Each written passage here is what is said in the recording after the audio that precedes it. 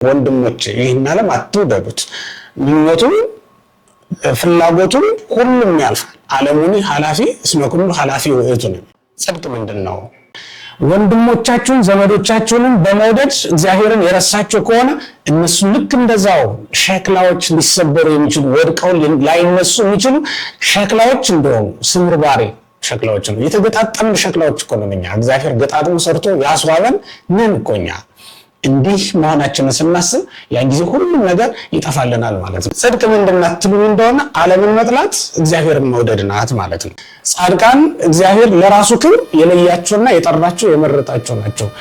ስለዚህ ጽድቅን የሚሻ ማንኛውም ሰው በእውነት ስለ እግዚአብሔር ክብር ከዓለም የተለየ ሊሆን ይገባዋል። እግዚአብሔርን ሊያስረሳ የሚችል መውደድ ለማንም ልንሰጥ አልተፈቀደልን ማለት ነው። ዓለምን አትውደዱ ማለት ይሄ ነው። እግዚአብሔር የፈጠረውን ፍጥረት እያደነቃችሁ እየወደዳችሁ እግዚአብሔርን ልትረሱ የምትችሉ እንዳትሆኑ ተጠንቀቁ። የዓለምን ፍቅር ካንተ ውስጥ አውጥተህ ጣል። በቃ የዓለምን ፍቅር አውጥቶ መጣል ካልቻለ የእግዚአብሔርን ፍቅር ማስገባት ስለማይችል ማለት ነው። የቆሸሸውን ያደፈውን ልብስ አውልቀህ ካልጣልክ በላዩ ላይ ንጹህ ልብስ እንዴት ልትደረብበት ትችላለህ? ያደፈውን ውሃ አውጥተን መድፋት ካልቻል ንጹህ ውሃ እንዴት መጨመር እንችላለን? ጽድቅን መጠማት ጽድቅን መራም ይቻላል። ግን ያንን የምናደርገው አስቀድመን እግዚአብሔርን በመውደድ ውስጥ የምንኖር ከሆነ ነው። የሚያርሰው የሚነግድም ሰው የሚነግደው የሚያገኘውን ነገር ስለሚያውቅ ነው። ነጋዴ ነግዶ በወረቱ ላይ ትርፉን ይዞ መመለስ ይፈልጋል። ወደ ቤተክርስቲያኑ ስትሄዱ ይሄንን አስባችሁ ጽድቅን ይዛችሁ እንደምትመለሱ እርግጠኞች ልትሆኑ ይገባል። ዝቅተኛ ስፍራም ላይ እንኳን ቢሆን እግዚአብሔርን የምታገኙበት የምታገለግሉበት ስፍራ ከሆነ አትቅሩ። የእግዚአብሔር ልጆች ትባላላችሁ፣ አማልክትም ትሆናላችሁ። እናንተ አማልክት ናችሁ ተብሎ በመጽሐፍ ተጽፎ ስለሚገኝ በሕጉ መጽሐፍም ተጽፏል፣ በአዲስ ኪዳንም ተደንግጓል። ዓለምን ብትወዱ እንደ ዓለም ትሆናላችሁ፣ ዓለምን እንደሚጠፋ ትጠፋላችሁ። እግዚአብሔርን ብትወዱ ግን እንደ እግዚአብሔር ትሆናላችሁ።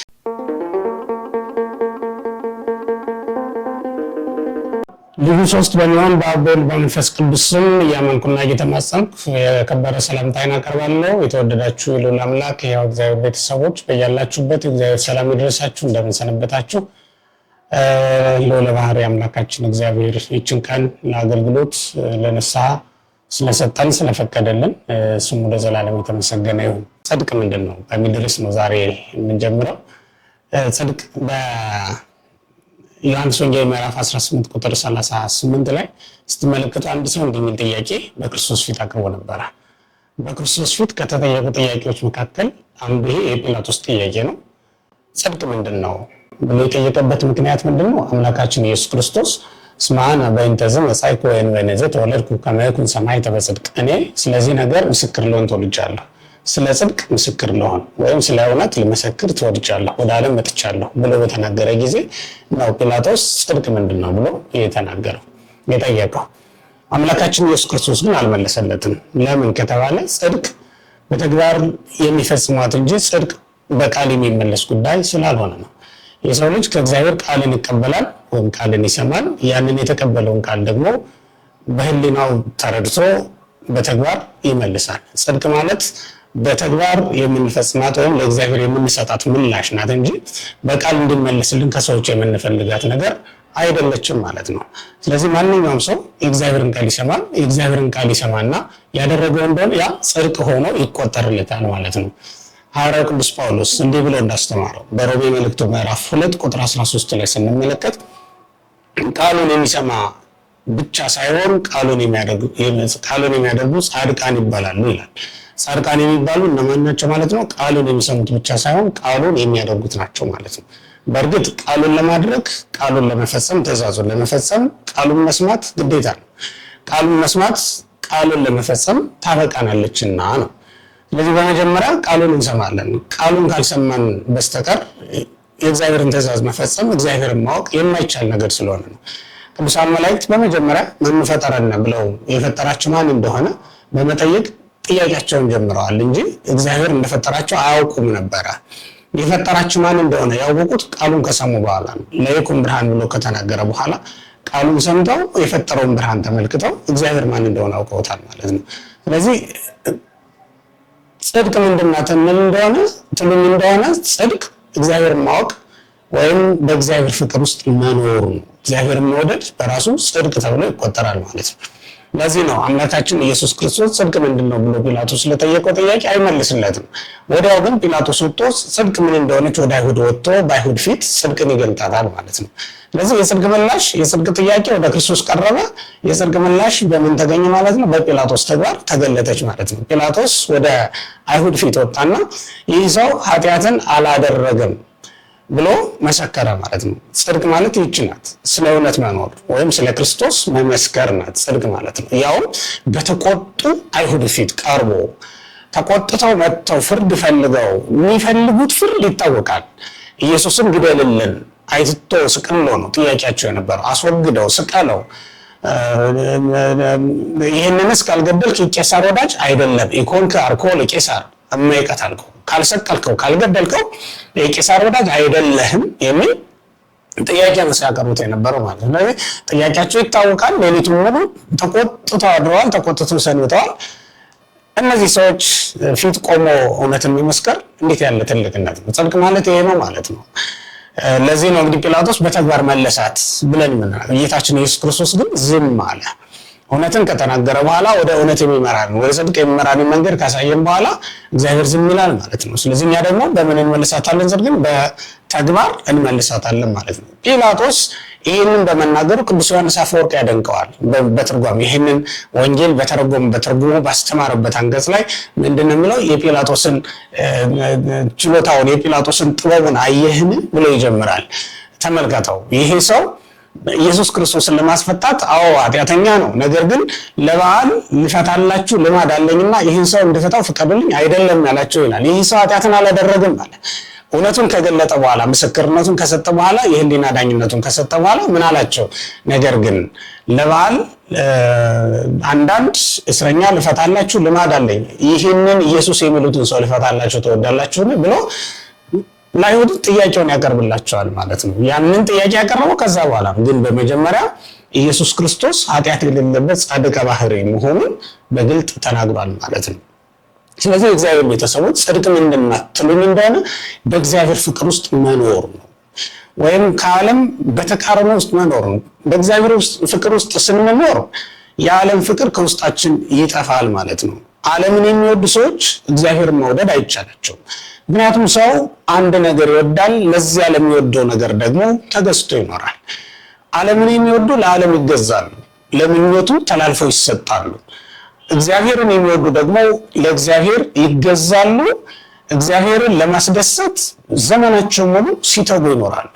ሞትም ቢሆን መከራም ቢሆን የትኛውም ነገር እግዚአብሔርን ከማስደሰት ወደኋላ የማይመልሳቸው ይሆናሉ ማለት ነው። የሚደሰቱት እግዚአብሔርን ፈቃድ በመፈጸም ብቻ ነው የሚሆነው ማለት ነው፣ እግዚአብሔርን የሚወዱ ሰዎች። ለዚህም ነው ቅዱስ ዮሐንስ ወንጌላዊ በመልእክቱ ምዕራፍ 2 ቁጥር 15 እስከ 17 ድረስ ያለው ስትመለከቱ ኦ አሃዌ ታፍቅረው ለዓለም፣ ወንድሞቼ ይህን ዓለም አትውደዱት፣ ምኞቱም ፍላጎቱም ሁሉም ያልፋል፣ ዓለሙኒ ኃላፊ እስመ ኩሉ ኃላፊ ውእቱ ነው። በዓለም ውስጥ ያለው ማንኛውም ነገር ያልፋልና አትውደዱት ነው። መውደድስ ካለባችሁ ይላል፣ መውደድስ ካለባችሁ ምን ነው? የካርቴጅ ሊቅ አንድ ሊቅ ምን ብሎ የተረጎመው ሲተረጉም የማያልፈውን እግዚአብሔርን የወደዳችሁ እንደሆነ በማያልፍ ሕይወት ውስጥ ልትኖሩ ትችላላችሁ። የሚያልፈውን ዓለም የወደዳችሁ እንደሆነ ግን ዓለሙም ያልፋል እናንተም ታልፋላችሁ ነው የሚለው። ስለዚህ ጽድቅ ምንድን ናት ትሉኝ እንደሆነ ዓለምን መጥላት እግዚአብሔርን መውደድ ናት ማለት ነው። በሌላ አነጋገር ከስጋ ፍላጎት በተቃርኖ መኖር ናት ማለት ነው ጽድቅ። ወይም እውነት የምንላት ነገር ከስጋ ፍላጎት ስጋችን ከሚፈልገው በምኞታችን ውስጥ ከሚመላለሰው ነገር በተቃርኖ ውስጥ መኖር ጽድቅ ተብሎ የሚጠራው እውነት ተብሎ የሚጠራው ነገር እሱ ነው ማለት ነው። እግዚአብሔር ወደዚህ ከመጣ በኋላ ምን ያደረገ ይመስላችኋል? የሱ የሆኑትን ከዓለም የመለየት ስራ ነው የሰራው። ለዚህም ነው በዮሐንስ ወንጌል ምዕራፍ 17 ቁጥር 13 ላይ ስንመለከት ከዓለም ለይቻቸዋለሁ ብሎ ስለ ሐዋርያት የመሰከረላቸው። ለዚህ ነው ከዓለም የለያቸው እነሱ ደግሞ እሱም የሚደሰትባቸው በሱ ደስታቸው ፍጹም የሚሆን የተለዩ ሰዎች ናቸው ማለት ነው። ስለዚህ እግዚአብሔር ወደ ዓለም ለምን መጣ ትሉኝ እንደሆነ የሱ የሆኑትን ከዓለም ለመለየት ነው የመጣው ማለት ነው። ከዛ በፊት ከእግዚአብሔር ያገኘናትን ጸጋ በሙሉ ተቀብለን ወደ ዓለም የገባን ነበርን አይደል እንዴ? በሉቃስ ወንጌል ምዕራፍ 15 ከቁጥር 11 ጀምሮ ስንመለከት በጠፋው ልጅ ታሪክ ውስጥ እንደምንመለከተው ከእግዚአብሔር ከአባታችን የተቀበልናትን ነገር ሁሉ ሰብሰብ አድርገን ይዘን ወደ ዓለም የገባን ነበር። ዓለም በእምቢልታ በእንዚራ በከበሮ እየዘፈነ ላቆመ ምስል የሚሰግድ የሚንበረከክ ነበር አይደል እንዴ? እንደዚያ ባለ ዓለም ውስጥ ነው እግዚአብሔር መጣና የሱ የሆኑትን ከዓለም ለያቸው። አምልኮ በሚመስል ዋዛ ፈዛዛ ነገር የተሞሉ ነበሩ። ቤተ መቅደስ ሄዱ። ክርስቶስ በመጣበት ዘመን በቤተ መቅደስ ንግድና ሌሎች ነገሮች ሞልተውበት ነበረ። ወደ ካህናት ጉባኤ ግቡ፣ ቅናትና ምቀኝነት ሞልቶበት ነበረ። ወደ ነገስታት በአደባባይ ውጡ፣ ግፍና ቅሚያ ሞልቶ ነበረ። በከተማ ውጡ፣ በአደባባይም ተቀመጡ። በዚያ ዘመን ምን ልታዩ ትችላላችሁ? እግዚአብሔርን ደስ የሚያሰኝ አንድም ነገር አናገኘው ነበር። ያ ማለት ጽድቅ ከዓለም ተሰዳ ተለይታ ወጥታ ነበር፣ ከሰው ልጆች ልቡና ርቃ ነበር ማለት ነው። ለዚህ ነው ክርስቶስ ወደ ዓለም የመጣው። ወደ ዓለም መጣና የሱ የሆኑትን ከዓለም ለያቸው ማለት ነው። ለዚህ ጻድቃን እነማን ናቸው ካላችሁ ለእግዚአብሔር ብለው ከዓለም የተለዩ ናቸው። ጻድቃን እግዚአብሔር ለራሱ ክብር የለያቸውና የጠራቸው የመረጣቸው ናቸው። ስለዚህ ጽድቅን የሚሻ ማንኛውም ሰው በእውነት ስለ እግዚአብሔር ክብር ከዓለም የተለየ ሊሆን ይገባዋል። ስለ እግዚአብሔር ክብር ስለ እግዚአብሔር ፍቅር ብሎ የዓለም ፍቅር የተው እንደሆነ በጽድቅ የሚኖር ሰው ማለት እሱ ነው ማለት ነው። ይሄ ግን ከዓለም ተቃራኒ ስለሆነ ከባድ ነገር ነው። እንደውም ኦገስቲን ምን ብሎ ይናገራል? የዮሐንስ መልእክት አንደኛይቱ ማለት ነው ምዕራፍ 2 ቁጥር 15ን ሲተረጉም በእውነት አንዲት ሙሽራ ይላል፣ አንዲት ሙሽራ ቀለበቱን እያደነቀች ሙሽራዋን ከማየት ሙሽራዋን ከማቀፍ ትቆጠባለችን ብሎ ይናገራል። እግዚአብሔር የሰጠንን ይህንን ዓለም ስናደንቅ እግዚአብሔርን እንዳንረሳ ነው ይህንን እያሳሰበን ያለው። ልብ በሉ ክርስቲያን፣ ዓለምን አትውደዱ ሲባል ወገኖች ይህንን ዓለም የፈጠረው እግዚአብሔር ነው። እግዚአብሔር የፈጠረው ጥሉ ማለት አይደለም። እግዚአብሔር የፈጠረው መልካም ነው። ምክንያቱም በመጽሐፍ ወሬ እግዚአብሔር ከመሰናይ ነው የሚለው። እግዚአብሔር የፈጠረው ፍጥረት መልካም እንደሆነ አየ ይላል። በዕለተ ሰሉስ እጽዋትን ፈጠረ፣ አዝርዕትን አትክልትን አስቀመጠ በምድር ላይ። ያም የፈጠረው ፍጥረት መልካም እንደሆነ አየ ይላል። ተመልከቱ። በሰማይም ፀሐይና ጨረቃን ከዋክብትንም አስቀመጠ። እነዚያንም ከፈጠረ በኋላ ምን አለ? እግዚአብሔርም የፈጠረው ፍጥረት ሁሉ መልካም እንደሆነ አየ ይላል። እንስሳትንም አራዊትንም ፈጠረ። እግዚአብሔር የፈጠረው ፍጥረት ሁሉ ምንድነው? መልካም እንደሆነ አየ ተብሎ የተጻፈው። ስለዚህ መልካም የሆነውን ነገር መጥራት ልክ ነው ወይ ትሉኝ እንደሆነ እግዚአብሔርን ሊያስረሳችሁ እስኪችል ድረስ አትውደዱት ማለት ነው ብሎ ኦገስቲን ይተረጉመዋል። ስለዚህ ክርስቲያኖች እግዚአብሔርን ሊያስረሳ የሚችል መውደድ ለማንም ልንሰጥ አልተፈቀደልን ማለት ነው። ዓለምን አትውደዱ ማለት ይሄ ነው። እግዚአብሔር የፈጠረውን ፍጥረት እያደነቃችሁ እየወደዳችሁ እግዚአብሔርን ልትረሱ የምትችሉ እንዳትሆኑ ተጠንቀቁ ነው የሚለው። ሙሽሪት ሙሽራዋ ያመጣላትን ቀለበት እያደነቀች ዲዛይኑን ማቴሪያሉን እሱን እያየች እየተመለከተች ሙሽራዋን ግን የረሳች እንደሆነ በእውነት ሙሽራዋን ማጣቱ አይደለም ይላል። ይህንን ዓለም እየተመለከታችሁ በዓለም ፍቅር የወደቃችሁ እንደሆነ እግዚአብሔር መርሳታችሁ አይደለም ይላል። ከጽድቅ የሚያወጣ ትልቁ ነገር ምንድነው ትሉኝ እንደሆነ ዓለምን መውደድ ነው። ክርስቲያኖች ዓለምን መውደድ ደግሞ ለምን አሳልፎ እንደሚሰጥ ታውቃላችሁ? ለስጋ ፍላጎት አሳልፎ ይሰጣል ማለት ነው። የስጋ ፍላጎት ደግሞ ለምን አሳልፎ ይሰጣል? ለሰይጣን ማደሪያ ያበቃል ማለት ነው። የሰው ልጅ ለስጋ ፍላጎት ለስጋ ምኞት ተላልፎ ካልተሰጠ የሰይጣን ማደሪያ ሊሆን በፍጹም አይችልም። ሰይጣንን መቃወም የሚችለው የስጋ ፍላጎት የዓይን አምሮት ከጠፋለት ነው አንድ ሰው ማለት ነው። ያንን ደግሞ ለማድረግ አስቀድሞ በዓለም ፍቅር ሳይሆን በእግዚአብሔር ፍቅር ውስጥ መሆን አለበት።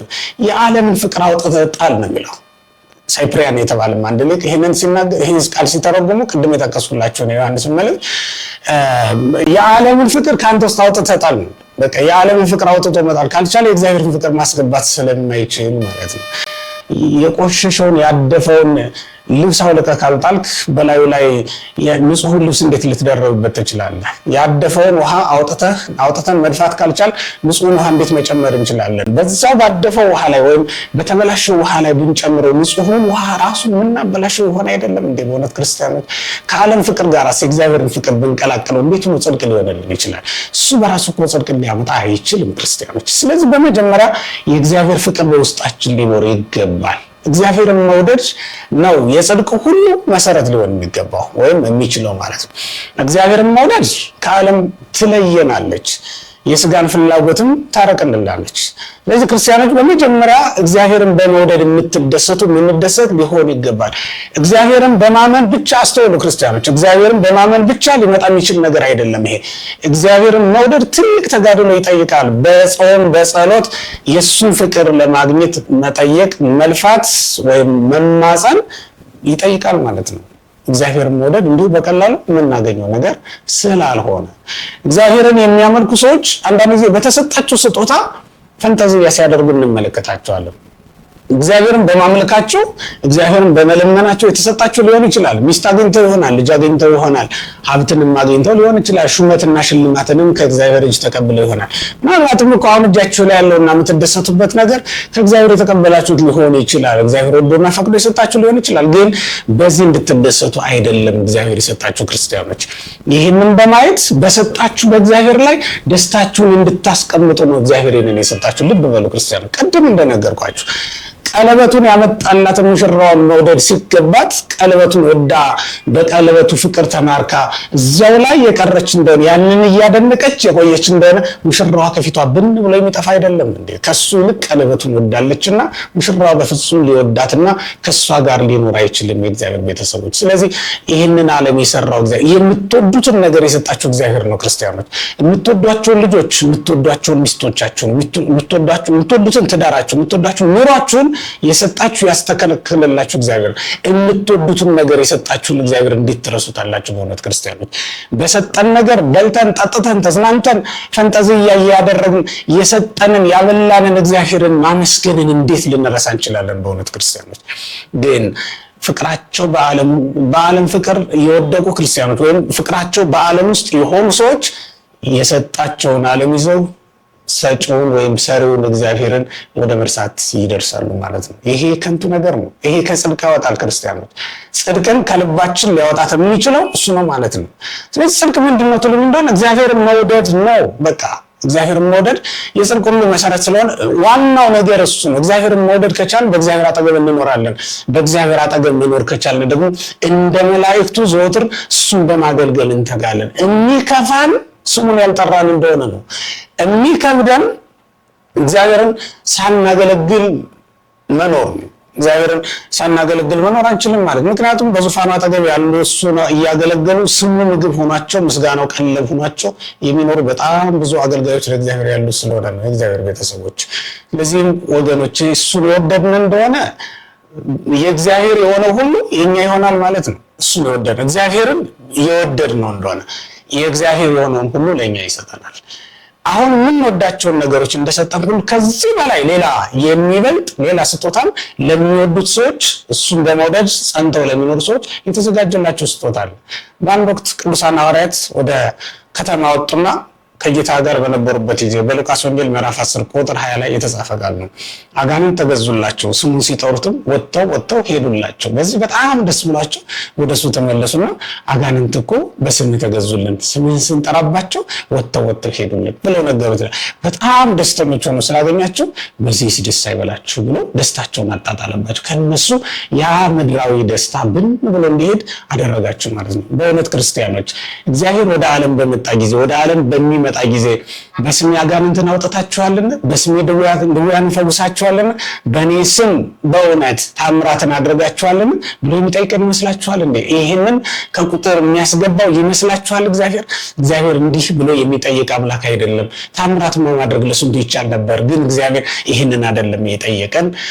የሚፈልገውም ከኛ ታምራት እንድናደርግ አይደለም። ሙታንን እንኳን ብናነሳ እግዚአብሔርን ግን ባንወድ እንዲሁ ዝም ብለን በአምልኮ ውስጥ የምንመላለስ ብንሆን እግዚአብሔርን ደስ የምናሰኝ ይመስላችኋል? አይደለም። እግዚአብሔርን መውደድ ነው ከምንም ነገር በላይ የሚፈለግብን የሚጠበቅብን ነገር። ጽድቅ ማለት ደግሞ እሱ ነው ክርስቲያኖች። ወደ ጽድቅ ስራ ሁሉ የሚመራንና የሚያሰማራን እግዚአብሔርን መውደድ አይደለም። እግዚአብሔርን ማንወድ ከሆነ በእውነት ክርስቲያኖች የተራበ ልናበላ እንችላለን? የተጠማ ልናጠጣ እንችላለን፣ የታረዘ ልናለብስ እንችላለን፣ ምጽዋትን ሁሉ ልናደርግ፣ ቸርነትን ሁሉ ልናደርግ እንችላለን። እግዚአብሔርን እማንወድ ከሆነ ስለ ወንድሞቻችን ለእህቶቻችን በጎ ነገር ማድረግን እንዴት እንችላለን? በእውነት ክርስቲያኖች ተቃዋሚ የእግዚአብሔርን ተቃዋሚ መንፈስ ልንቃወመው የምንችለው እግዚአብሔርን ብንወድ አይደል? እግዚአብሔርን መውደድ ደግሞ ወደ ጽድቅ ሁሉ የምታደርሰንና የምትመራን እሷ ናት ማለት ነው ክርስቲያኖች። ስለዚህ ክርስቲያኖች ጽድቅን እናደርጋለን ወይም በጽድቅ እንኑር ካል ማድረግ ያለብን ምን እንደሆነ ታውቃለች? እግዚአብሔር መውደድ፣ ይህንን ዓለም ደግሞ መተው ነው ክርስቲያኖች። ይህንን ዓለም መተው ማለት ቅድም እንደነገርኳችሁ ኦገስቲን እንደተረጎመው ነው። ይህንን ዓለም ልንወደው እንችላለን፣ ግን የምንወደው እግዚአብሔር ስለሰራውና እግዚአብሔር ስለሰጠን ነው እንጂ ይህንን ዓለም ወደን እግዚአብሔርን እስክንረሳ ድረስ በዓለም ፍቅር ውስጥ በመውደቅ አይደለም። ይሄማ ሊሆን አይችልም ክርስቲያን። ዓለም እንዲሁ ብንወዳት ዝም ብላ የምታኖረን ወይም ደግሞ የምትኖርልን ይመስላችኋል? ዓለምን አባቶቻችን በማሪሳቅ በዘማ ይመስላታል፣ ፈላስፎች ደግሞ በጥላ ይመስላታል። ማሪሳቅ በዘማ ይመስላታል። ምንድነው የሚለው? ዓለምስ ዘማ የቲ ዘወትር ይላታል። ዓለምስ ምንድን ናት ትለኝ እንደሆነ ዓለምስ ዘማ ናት ይላል።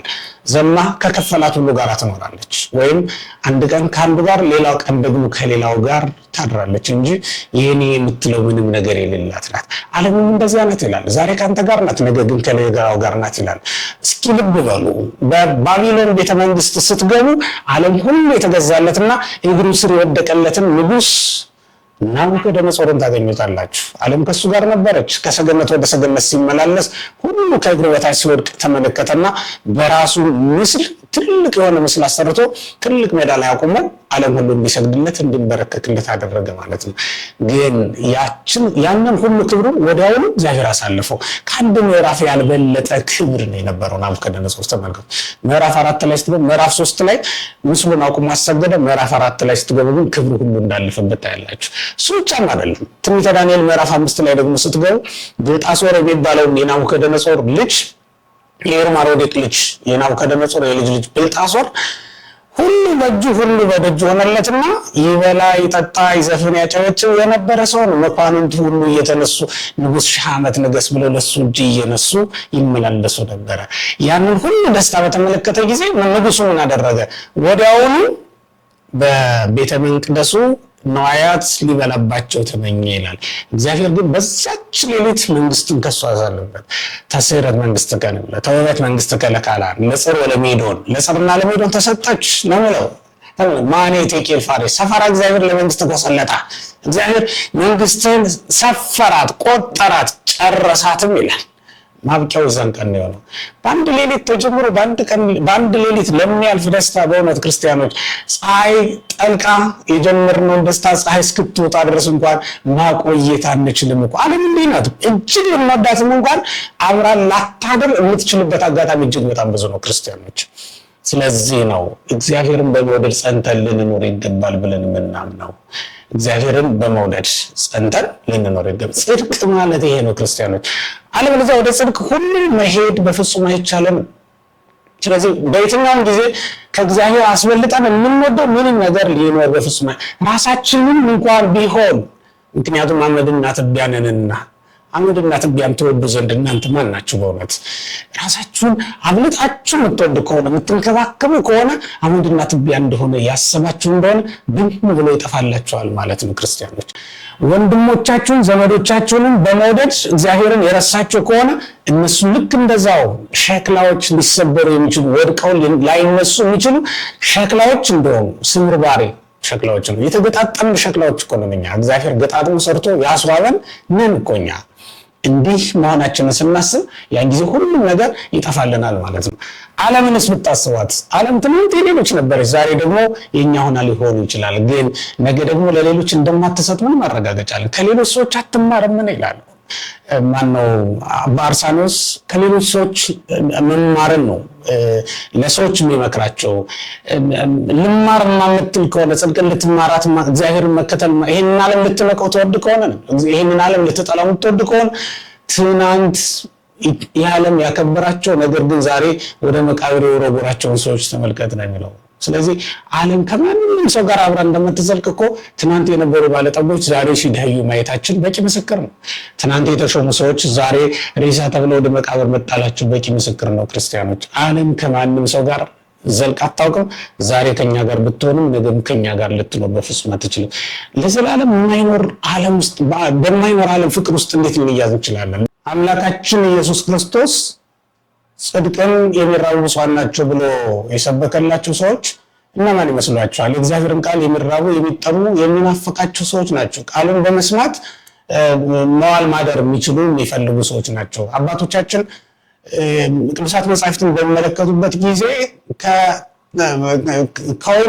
የወይን ፍሬ እንደሚመገቡ ያክል ደስ ይሰኙበት ነበረ። ይህንንም የምናረጋግጠው ቅዱሳን አባቶቻችን ቅዱሳት መጻሕፍትን እንዴት እንደሚመለከቱ ታሪካቸውን ስንመለከት ነው። ቅዱሳት መጻሕፍትን በመመልከት ምግባቸውን የሚረሱ እኮ ቅዱሳን ነበሩ። ይህ ማለት የወይን ዘለላ ቆርጦ እንደሚመገብ ባለጠጋ ናቸው ማለት ነው። ማዕዱ ላይ ጣፋጭ ምግብ፣ ጽዋውም ላይ ጣፋጭ ወይን እንደተሞላለት ማለፊያ መብልና መጠጥ እንደቀረበለት ሰው ቅዱሳት መጻሕፍትን ሲመለከቱ በስስት በፍቅር ይመለከቷቸዋል፣ ያነቧቸዋል ማለት ነው። ስለዚህ እግዚአብሔር ቤተሰቦች ጽድቅን መጠማት ጽድቅን መራም ይቻላል። ግን ያንን የምናደርገው አስቀድመን እግዚአብሔርን በመውደድ ውስጥ የምንኖር ከሆነ ነው። ዓለምን የሚወዱ ሰዎች በዓለም ሲባዝኑ ይህንን ዓለም ሙሉ ለማድረግ ሲባዝኑ ነው የሚኖሩት። ሲጀመር ላይ ይወጣሉ፣ ታች ይወርዳሉ። ሆኖም ግን ያም ሆኖ ዓለም ሊሞላላችሁ በፍጹም አይችልም። ምክንያቱም ዓለም በራሱ ሊሞላ የሚችል ነገር ስላይደለ ነው። ስለዚህ ጽድቅ ምንድን ነው ትሉኝ እንደሆነ የእግዚአብሔር የሆነውን ሁሉ ነገር መፈለግ ነው። የእግዚአብሔር የሆነውን ነገር መፈለግ ጽድቅ ነው። እሱ በሰውኛው ስንመለከት የምትወዱትን ሰው እቃውን ሰብስባችሁ ታኖሩለታላችሁ አይደል? ወይም ደግሞ ሊወደው ይችላል ብላችሁ የምታስቡትን ነገር ገዝታችሁ ታመጡለታላችሁ።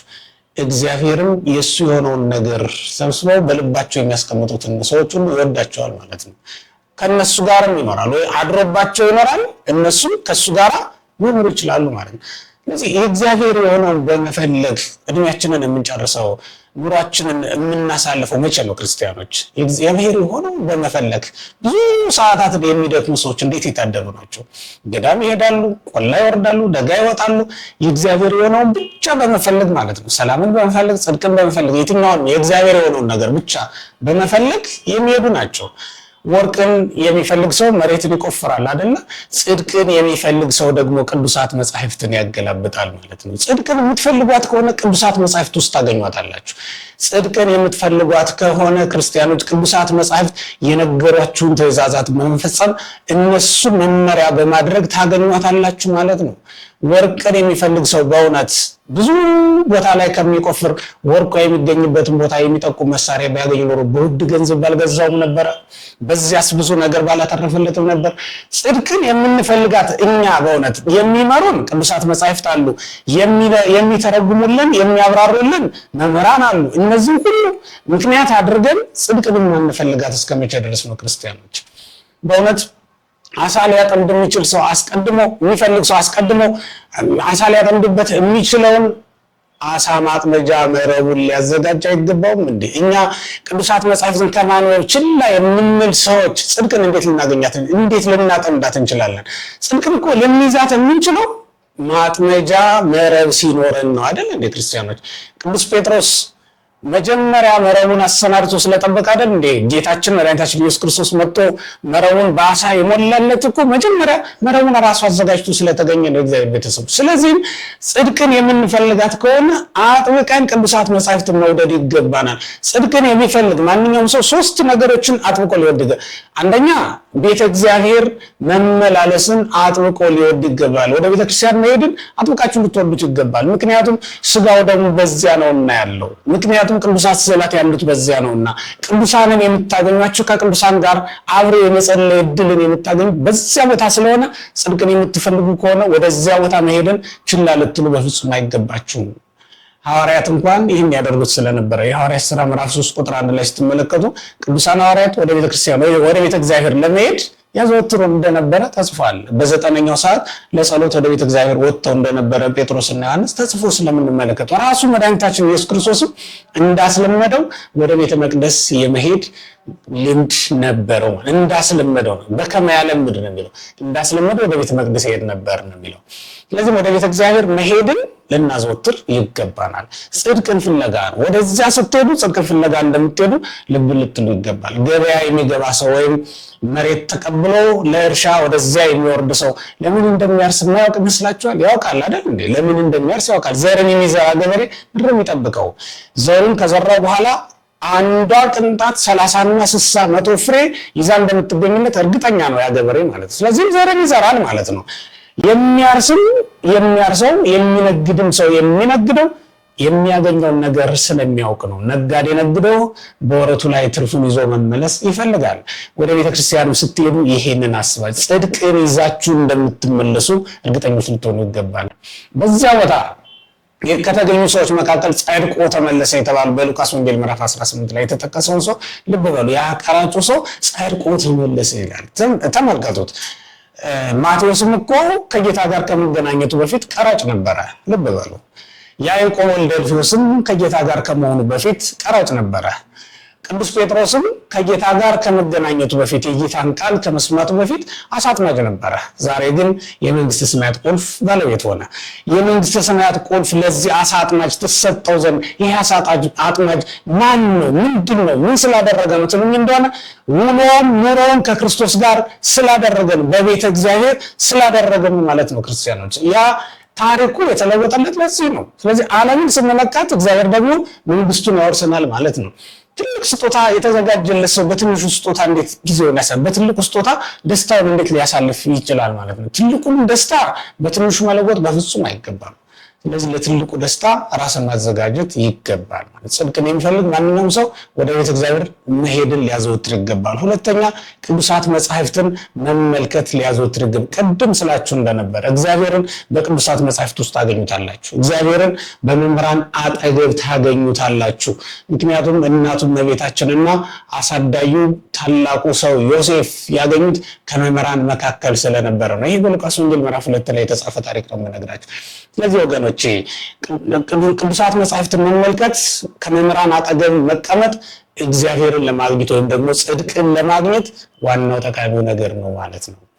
ሶስተኛውና የመጨረሻው ግን ዝቅተኛ ስፍራም ላይ እንኳን ቢሆን እግዚአብሔርን የምታገኙበት የምታገለግሉበት ስፍራ ከሆነ አትቅሩ ከዛ ቦታ። ምክንያቱም አምላካችን መድኃኒታችን ኢየሱስ ክርስቶስን በቤተ መንግስት በቅንጡ ስፍራ ይኖሩ የነበሩ ነገስታት ያገኙት ቤተ መንግስት ውስጥ አይደለም፣ በላይኛው ስፍራ አይደለም እግዚአብሔርን ያገኙት። እነሱም እኮ በዚያ የሚገኙ ስሏቸው በኢየሩሳሌም ባለው የመናገሻ ከተማ ውስጥ ገብተው የንጉሱ ቤተ መንግስት አካባቢ ላይ ፈልገውት ነበረ። አይተሃል ዘተወልደ ንጉስ አይሁን የተወለደ አይሁድ ንጉስ ወዴት ነው እያሉ ይፈልጉት የነበረው እዛ የንጉሱ ግቢ ውስጥ ነበር። ግን ክርስቶስ በንጉሱ ግቢ ውስጥ አልነበረም። እናንተ የምትፈልጉት ወይ የምትጠብቁት የላይኛው ስፍራ ላይ ላይሆን ይችላል እግዚአብሔር ያለው፣ ዝቅ ብላችሁ ነው የምታገኙት። ልብ በሉ። ያዕቆብ ከእናትና ከአባቱ ቤት አይደለም እግዚአብሔርን ያየው፣ ከእናትና ከአባቱ ቤት ከወጣ በኋላ ነው። ሰብአ ሰገልም በቤተ መንግስት አይደለም እግዚአብሔርን ያገኙት፣ ሩቅ ሄደው ከከብቶች ማደሪያ ስፍራ ላይ ነው ያገኙት። እምነታቸውን ልብ በሉ፣ በደንብ ተመልከቷቸው። እነዚህን ሰዎች በከብቶች በረት ቢያገኙትም የተወለደው በግርግም ውስጥ ሆኖ ቢያገኙትም አምላክነቱን ግን አልካሉም። ወይም ለመንግስቱ ወርቅን ከማቅረብ ወደኋላ ነው። ለክህነቱም ከርቤን አቀረቡለት፣ ለክህነቱም ዕጣንን አቀረቡለት፣ ለሞቱም ከርቤን አቀረቡለት እንጂ እነዚህ ሰዎች አልተጠራጠሩት። ምን አይነት እምነት ምን አይነት ሕሊና ቢኖራቸው ነው እነዚህ ሰዎች? ምልክቱ ነው ወደዚያ ወሰዳቸው። ክርስቲያኖች ምልክቱን የእግዚአብሔርን አምላክነቱን በቅዱሳት መጻሕፍት ካልተረዳን፣ በመምህራን ካላወቅን፣ ታምራትን ቢያደርግልን ልመናችንንም ቢሰማን እግዚአብሔርን እንደ አምላክነቱ መጠን ልናከብረው በፍጹም አይቻለንም። ስለዚህ ወገኖቼ በዝቅተኛው ስፍራም ቢሆን እግዚአብሔርን ወደምታገኙበት ስፍራ መሄድን ልታዘወትሩ ይገባል። ጽድቅን በዚያ ስፍራ ታገኟታላችሁና ነው ወገኖች። አሁን አጥብቄ የምነግራችሁ እግዚአብሔርን በመውደድ ልባችሁን ፍጹም እንድታደርጉት ነው። ልባችሁ በእግዚአብሔር ፍቅር የተያዘ ሊሆን ይገባል። እግዚአብሔርን መውደድ ምን ያስገኛል ትለኝ እንደሆነ ይላል፣ እኔም ማምን እልሃለሁ እንደ እግዚአብሔር ትሆናለህ እንጂ ይላል አንድ ሊቅ በዮሐንስ ወንጌል አንደኛይቱን ዮሐንስ መልእክት ምዕራፍ 2 ቁጥር 15-17 ያለውን ሲተረጉም ማለት ነው። ምን ብሎ ነው የተናገረው? እንደ እግዚአብሔር ትሆናለህ ይላል። ይህንን ከልቤ አንቅቼ የሚነግራችሁ እንዳይመስላችሁ ይላል። ከልቤ አንቅቼ የምነግራችሁ አይደለሁም። ነቢዩ ዳዊት በመዝሙር 81 ቁጥር 1 ላይ እንደተናገረው እንዲሁም አምላካችን መድኃኒታችን ኢየሱስ ክርስቶስም በዮሐንስ ወንጌል ምዕራፍ 10 ላይ እንደጠቀሰው የእግዚአብሔርን ቃል የሚሰሙትን እነሱን አማልክት ናችሁ አልኳችሁ ተብሎ ተጽፏልና አንሰቢ አማልክት አንተም ወደ ቂቀሉል ኩልክም የእግዚአብሔር ልጆች ትባላላችሁ አማልክትም ትሆናላችሁ እናንተ አማልክት ናችሁ ተብሎ በመጽሐፍ ተጽፎ ስለሚገኝ በሕጉ መጽሐፍ ተጽፏል። በአዲስ ኪዳንም ተደንግጓል። ዓለምን ብትወዱ እንደ ዓለም ትሆናላችሁ፣ ዓለምን እንደሚጠፋ ትጠፋላችሁ። እግዚአብሔርን ብትወዱ ግን እንደ እግዚአብሔር ትሆናላችሁ። እንዴት አይነት ሹመት እንዴት አይነት ትልቅ ጸጋ እንደሆነ አይታችሁታል። እግዚአብሔርን መውደድ ምን እንደምታስመስል፣ እግዚአብሔርን መውደድ እንዴት እንደምታከብር አይታችሁታል። እግዚአብሔርን መውደድ እንደ እግዚአብሔር የምታስመስል ከሆነ በእውነት እሱን በመውደድ ለመኖር አይገባንም። ዘመናችን ሁሉ እግዚአብሔርን እንዴት መውደድ እንደሚቻል አሳዩኝ፣ ይሄን ጥበብ አስተምሩኝ ልንል አይገባም። በእውነት የዚህን ዓለም ፍልስፍና ለመማር ዘመናችንን ሁሉ እንጨርስ አይደለም እንዴ? በዚህ ዓለም የዚህን ዓለም ጥበብ ከሚያስተምሩን ሰዎች እግር ስር ቁጭ ብለን ብዙ ጊዜያትን እናጠፋ አይደለም እንዴ? የእግዚአብሔርን ፍቅር አስተምሩን፣ እግዚአብሔርን መውደድ እንዴት ይቻላል ብለን በጉባኤ ቁጭ ብለን የእግዚአብሔርን ፍቅር ብቻ በመማር ቅዱሳት መጻሕፍትን በመመልከት የእግዚአብሔርን ፍቅር መሰብሰብ አይገባንም። በእውነት ሰውነታችንን እግዚአብሔርን በመውደድ በእግዚአብሔር ፍቅር የታሰረች ልናደርጋት ይገባናል። ክርስቲያኖች ጽድቅ ማለት እሱ ነው። ጽድቅ ማለት ከዚያ በኋላ የሚመጣ ነገር ነው። ጽድቅ ምንድን ነው ትሉኝ እንደሆነ እግዚአብሔርን በመውደድ የምንጀምራት ነገር ናት። ስለዚህም ክርስቲያኖች እግዚአብሔርን መውደድ ትልቅ ነገር ነው። ለጽድቅም የሚያበቃ እሱ ነው። እግዚአብሔር ይስጥልኝ።